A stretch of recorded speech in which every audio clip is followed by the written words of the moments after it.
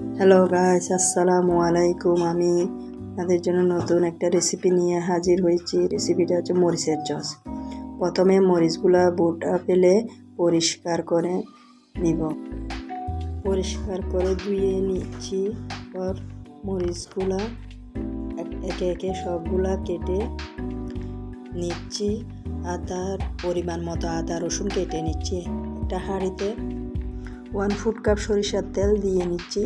তেলগুলা গরম হওয়ার পর আদা রসুন সরিষা দিয়ে দিলাম। আদা রসুন সরিষাগুলা সরিষার তেলের মধ্যে ভালো করে নেড়ে চেড়ে কষাইয়ে নিব। এরপর কাঁচামরিচগুলা দিয়ে দিব। কাঁচামরিচগুলা হালকাভাবে নেড়ে চেড়ে দিব।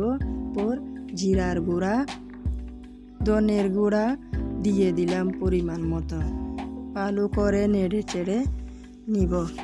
কাঁচামরিচগুলার সাথে মিক্স করে যেন ধনের গুঁড়া জিরার গুঁড়া মিক্স হওয়ার পরে তেঁতুলের কাঠগুলা দিয়ে দিব। তেঁতুলের কাঠগুলা ভালো করে মিক্স করে নিব মরিচের সাথে। এরপর লবণ, পরিমাণ মতো লবণ, চিনি দিয়ে নিব। টেস্টিং সল্ট দিয়ে নিচ্ছি। ভালো করে নেড়ে চেড়ে চুলার আঁচ মিডিয়াম করে 20 মিনিট ঢাকনা দিয়ে ঢেকে রাখবো। সিদ্ধ হওয়ার পর ঠান্ডা করে ব্লেন্ডারের জারে দিয়ে নিচ্ছি। অল্প অল্প করে ভিনিগারগুলা দিয়ে ব্লেন্ডার করব। আমার মোট 1 কাপ ভিনিগার লেগেছে সসটি রেডি করতে।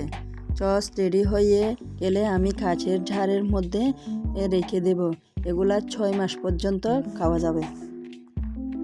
ভিডিওটা ভালো লাগলে আমার চ্যানেলটা সাবস্ক্রাইব করবেন। চ্যানেলটা সাবস্ক্রাইব করে পাশে থাকবেন। আসসালামু আলাইকুম।